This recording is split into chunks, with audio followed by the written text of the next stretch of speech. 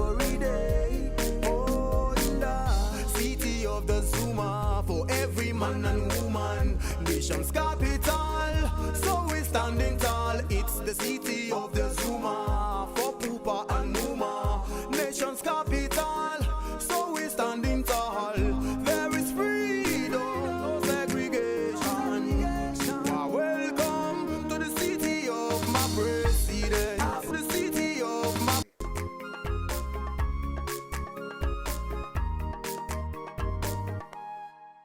Transportation is the bedrock for development of any nation. Every country required a good transport system to develop economically. Transport enhances production, trade, and exchange ideas in the economic development of mankind. A country without transport facilities is less advantageous in the global economics. Wikipedia defines transport as the movement of humans, animals, and goods from one location to another.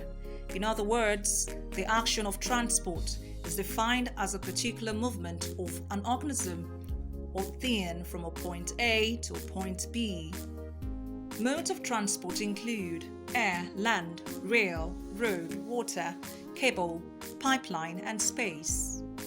Transport enables trade between people, which is essential for Transport enables trade between people, which is essential for the development of civilizations.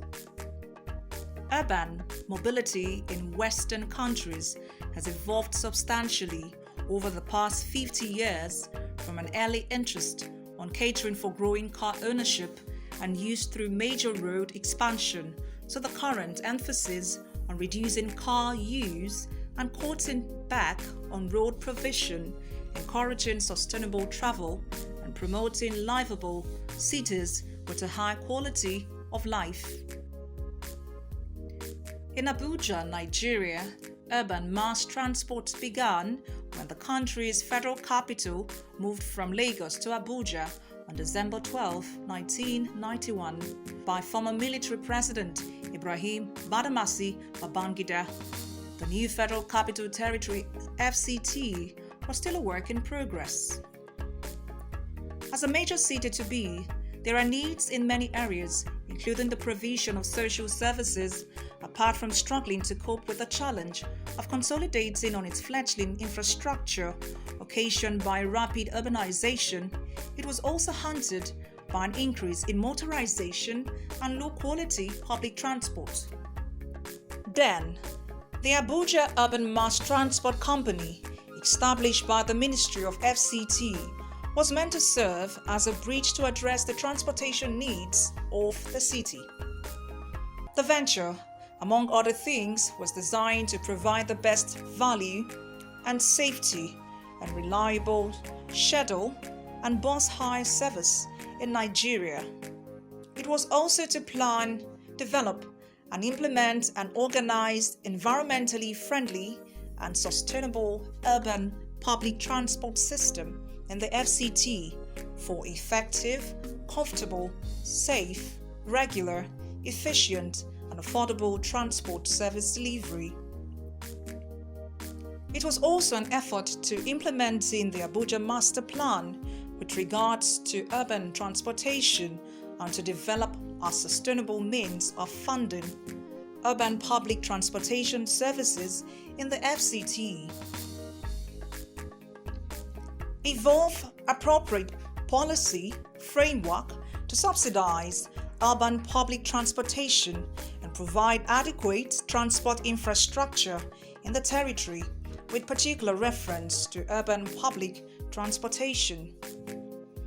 It also aspired to become the pace setter for the provision of world-class organized and efficient urban public transportation services in the country.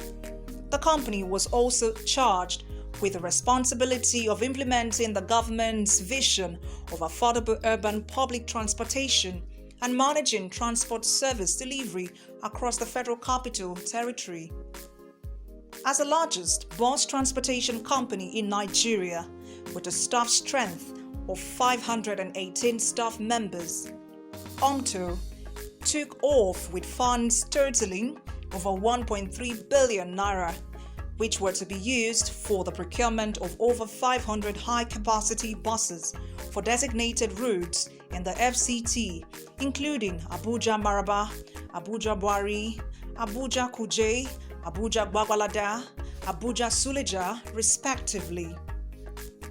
Before long, the arrival of the high-capacity buses led to the ban of the popular mini-buses that plied the capital city in 2013, all in a bid to make for smooth operations of UMTO.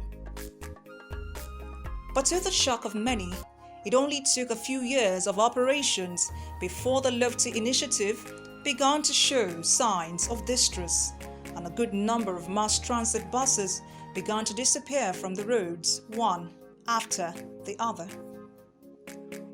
Most of Abuja residents enjoyed these buses, but their operations were not effective for a long time, as the buses started disappearing from the roads sooner than later.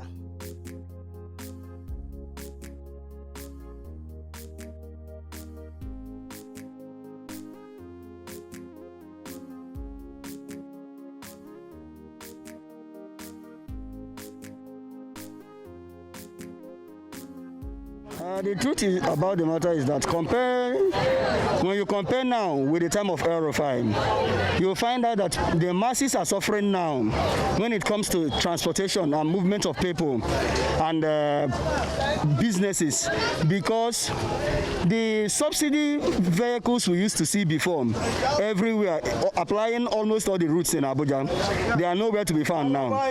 Rather, when you go to Jahi, you see many of them packed, and you go to Kari, you see many of them packed. The reason of packing them is what government or FCT minister and administration has never informed people about, thereby causing suffering and high cost of transportation in Abuja too, because there are no other means apart from all these either taxi or long or drop or Uber now, the running one. You find out that people are suffering. People have to pay through their nose and miss the hardship in the country to move from one place to the other, thereby affecting cost of living in Abuja. Because when somebody, imagine people selling granite or mineral or pure water, after paying all these expenses to transport themselves from wherever they are coming to the urban area, they must add their transportation money to it. The same thing applicable to people coming from other suburbs into the city center of Abuja. They have to add transportation. Most times you find out that a place where they're supposed to meet up in time, you don't meet up in time because of lack of transportation. You have to queue wait so long before you get a vehicle taking you to wherever you're going to. I think FCT minister and FCT administrators, they should do better. They should do better. Abuja was more lively, enjoyable, and more easier during the time of El-Rufai compared to now. Yes, in some areas they are doing good, but on the area of transportation, I suggest they do better than it is now. I enjoyed urban transportation, 30 naira to Gwagwalada, 30 naira to Suleja as at then. Never a time urban mass was privatized. If somebody tell you that urban mass vehicles are privatized, it's not true. The vehicles are owned by government, and the government, they use it for business. I was some time ago, I heard when a minister of federal capital went to urban mass, was asking how much that the vehicle made in a day. The buses that they make almost 30-something thousand in a day, they were telling the man, the minister is 3,000 or 3,700. I was laughing. You understand? Those buses that they are there, they should put in. I heard the director that managed urban mass, the man went out, they will bring him back like 3 times. And he didn't have focus. He don't care about the masses. Even the workers have not been paid. I have friends that are working in urban mass. I can call them 1 or 2 persons. They are not paying them. And the day the minister went there, they deceived the minister. He was even the one that pushed money again, that they should pay worker salary. So the vehicles are still owned by government. You understand? It's just the management that mismanage the company. So they should do something about it. Thank you.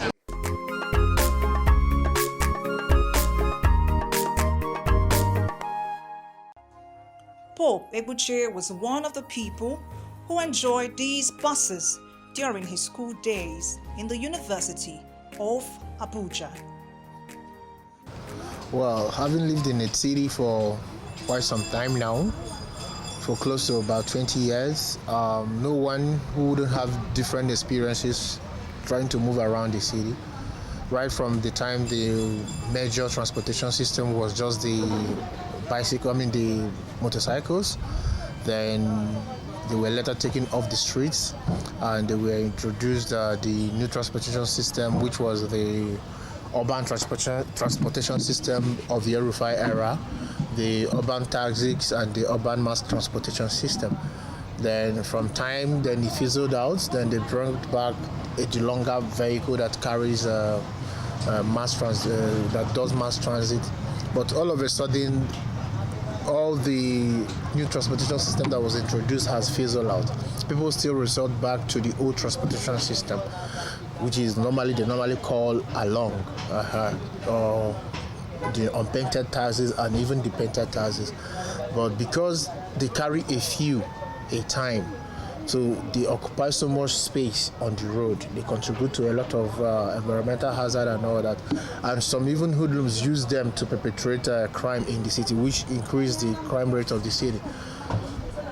Over time, you have had experiences of people who want to get from one point to the other. They have challenges getting from one point to the other because there is no immediate means, and the most available easy transportation system is the same general transportation system where everybody have access to, which is the unpainted taxis, the dilapidated painted taxis that normally shuttle along. So you find people struggling.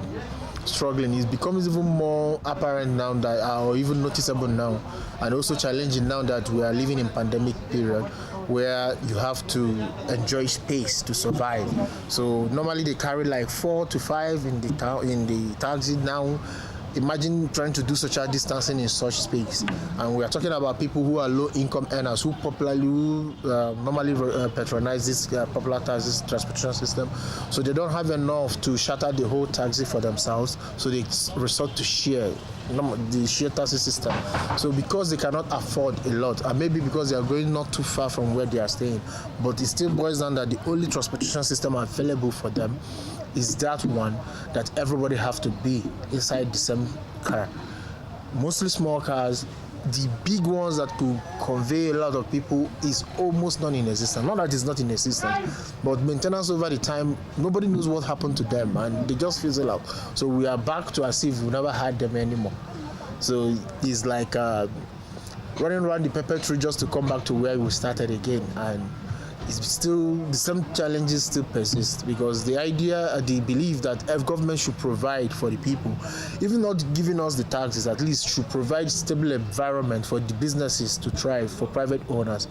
We don't know how much they have invested in it. We don't know who handles wealth, and policy after policy, government after government, new ideas, dead on arrival, some run for 2 months, 1 year, 3 years, and they fizzle out. Nobody gives account to the people how these resources or businesses are being managed, and it's a cause for concern, to me anyways.